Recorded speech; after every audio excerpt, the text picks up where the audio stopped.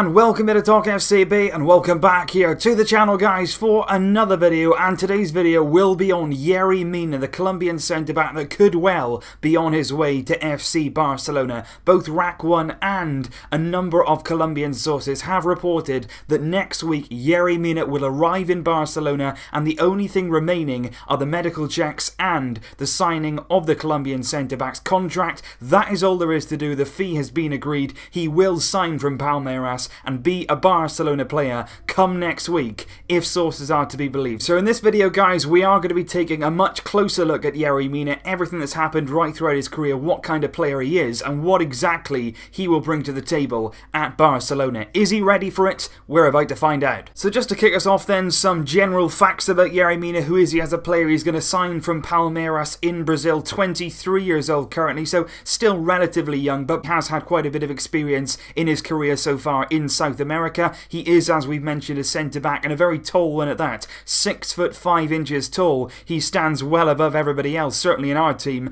Colombian internationally, has 9 caps so far to his name at Colombia, and he's certainly a player who is talented, who's already played on the international stage, who has played a number of games in both Colombia and Brazil during his career so far, but he does arrive relatively unknown. That's exactly what he is for me. He is right now an unknown quantity. None of us have really seen a lot of him, you know, in a great number of detail. We've seen him the odd game or some highlights, for instance, and there's not an awful lot that we can say about him so far in terms of how he's going to cope in Europe and in La Liga, to be specific. So right now it's simply a case of looking at what he's done in his career so far, how he's applied himself, what exactly he's achieved, and whether he can translate that into performances and into Barcelona. That remains to be seen. And obviously not related to Yerry Mina directly, but this signing could have very big implications on the potential arrival from Arthur from Grêmio, simply because there have been a lot of doubts on whether Felipe Coutinho operates an EU passport. Now you won't be wondering why on earth I'm mentioning that right now, but it simply means that if Coutinho does not occupy an EU passport, if he is classed as a non-EU player and we sign Yerry Mina, we will not be able to sign Arthur, and our pursuit of the midfielder will be over, simply because Coutinho, if he arrives, if Yerry Mina arrives, and we already have Paulinho, who is a non-EU player, La Liga regulations state that you can only have 3 non-EU players in your first team squad. So if we do sign Mina, if we do sign Coutinho, and he doesn't have an EU passport, our pursuit of Grêmio's Arthur is sadly over. Now, before we go on and talk about Yerry Mina in a bit more detail, about the career that he's had, about the player that he is, I just want to talk first of all about why exactly we're signing him. And if we are going to be signing, it's going to be around 9 to 12 million euros. That's going to be the transfer fee. 9 million euros was agreed for the summer transfer window, but reportedly Palmeiras did want a bit more money if we wanted to bring that forward and sign him right now in January. That's what it looks like we're going to do, and if he does come in the January transfer window, it will spell the end for Javier Mascherano at Barcelona. Mascherano will move to the Chinese Super League. That's all been agreed. We were waiting until we signed a replacement, and then we would allow him to leave the club. So all the very best at him if and when he does go. It's very much expected that will be the case. But Mina will come in relatively as a backup centre-back. That will be his purpose at Barcelona. And I think there's even less pressure on him now, simply because the emergence of Thomas Vermaelen. Obviously Vermaelen has done very, very well since he's come in and had to really perform at the vital moments. With Umtiti injured, Mascherano was injured, we threw Vermaelen in at the deep end, and he's coped very, very well alongside Gerard Piqué. So if Mina comes in, he may be behind Vermaelen in the pecking order. Certainly right now, the way Vermaelen is playing, he doesn't deserve to get thrown out the team and thrown out the squad. He's very much earned his right to play there. There's Samuel Umtiti, of course, when he returns to fitness, and obviously Gerard Piqué. But Mina very much a younger player, 23 years old. He's got a lot of time to improve. I think Barcelona are going to take the risk on this one. It's not really an expensive signing. It's not really an expensive risk. It is a gamble, though. Obviously, the guy hasn't played in Europe yet. And as we look at him in a bit more detail, you will see that maybe he isn't the traditional Barcelona centre-back, and it's going to be really interesting to see how he adapts here and exactly how he copes with European football. So with regard to Mina and the kind of player that he is, I did mention earlier on, he is a bit of an unknown quantity. We don't already know a lot about him, but he is certainly inexperienced in Europe. He's never played outside of South America,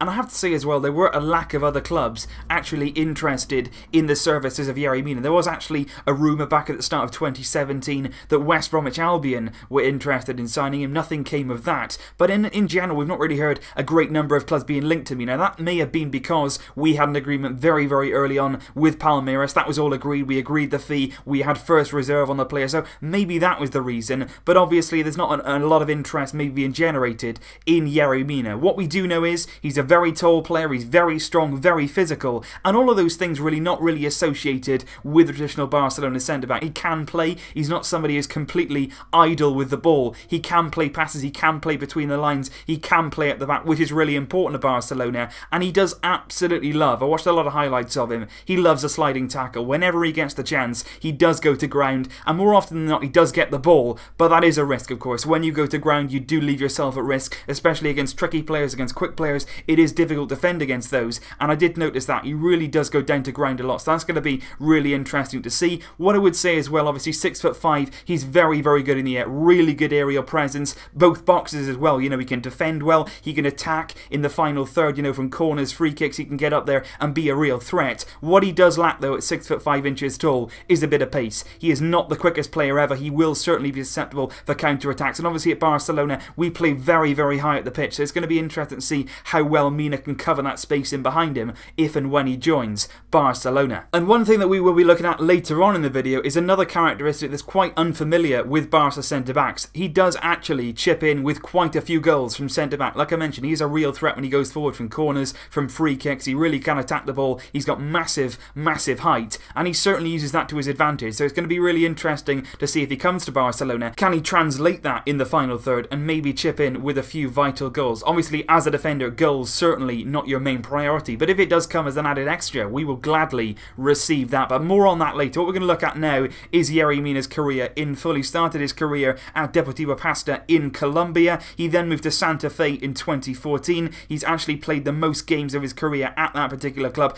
84 appearances in all competitions for Santa Fe. A lot of his football played there in just 2 years. In those 2 years, he played nearly every single game. He was always involved. He quickly established himself as a starter. He then joined Palmeiras in 2016. The transfer fee was €3.2 million. Since then, though, he's made 33 appearances in all competitions. But like I say, in that time at Palmeiras, he hasn't played as often as he did at Santa Fe. He has suffered some injuries while he's been at Palmeiras. This season, for example, he made 15 appearances in the Brazilian First Division right across their season. He also made 7 appearances in the Copa Libertadores, and he was injured for a great deal of their season. He missed 10 games between August and October, when he missed 70 days of action with a metatarsal fracture. He also missed a great number of games in 2016. He missed 7 games in total. He was out for 38 days with a hamstring injury from July to the end of August. So certainly in the last 2 years, Yerry Mina has suffered some quite serious injuries, and hopefully that is not going to be a reoccurring theme when he joins Barcelona. He also hasn't played for about a month. He last played on the 3rd of December. He played in the last game of that Brazilian First Division campaign, so their season now has come to an end, their regular season. Mina will have to arrive and get up to speed again, having not played very much competitive football in the last month or so. But like I did mention earlier, goals are an impressive side of his game. For Deportivo Pasto, he scored 1 goal. Santa Fe and Palmeiras, though, he scored 8 goals apiece during his time at both clubs, and also for the Colombian national team, he did notch 3 goals. He has 20 career goals in total so far as a senior professional in the first teams, and you will notice, if he does get on the score sheet at Barcelona, some very, very elaborate celebrations from Yerry Mina himself. He is a big man, but boy can he move. Some really, really good moves from him. That's going to be funny to see if he does get himself on the score sheet. But in terms of Yerry Mina, I did mention Colombia there, and he certainly has been a very big figure, very recently at least, for the Colombian national team. He's made 9 caps in all, scoring 3 goals in that time. He made 5 appearances in Colombia's World Cup qualifying campaign, which of course they did qualify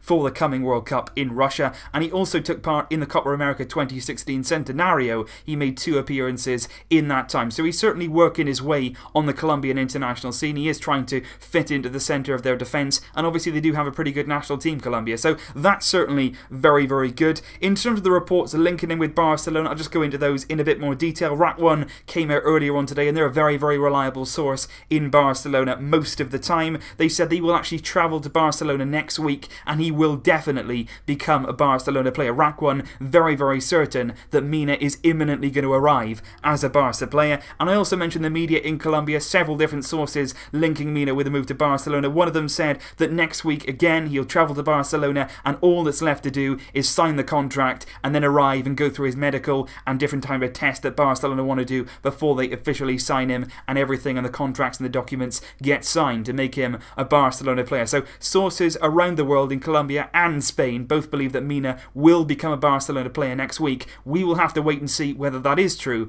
but what does remain to be seen explain is how exactly Mina will adapt to Barcelona. Like I say, he is a bit of an unknown quantity. Looking in from afar, having seen not an awful lot of Mina, but a little bit of what he can do, he is certainly a player that's going to be very, very powerful at the back. He is certainly different to a lot of the players that we currently have at the centre of our defence. He's a very dominating figure. If he does settle correctly, and if he does probably realise his potential, he could potentially form a very, very good partnership with Samuel Umtiti. Obviously, both of them at the back. They're both strong figures. Umtiti a lot more athletic than Mina is, but Mina very, very good in the air, very tall, a big physical presence, and it'll be interesting to see how he adapts. He's got to adapt to the pace of the game. I'm not sure we're going to see an awful lot of him this season. I think, like I say, Vermaelen would probably be ahead of him in the pecking order. Piqué, of course, Umtiti, of course. When everybody is fit, Mina might not get a lot of game time, and obviously I don't really see the difference, to be honest, between this deal and the deal that we brought Marlon in from Brazil just a few years ago. We signed Marlon from Brazil on a permanent deal. He looked like he could have some good potential, and then all of a sudden we've loaned him out to Nice for 2 years. What will happen to Mina? If he shows a good bit of potential, will he be loaned out? It's going to be really interesting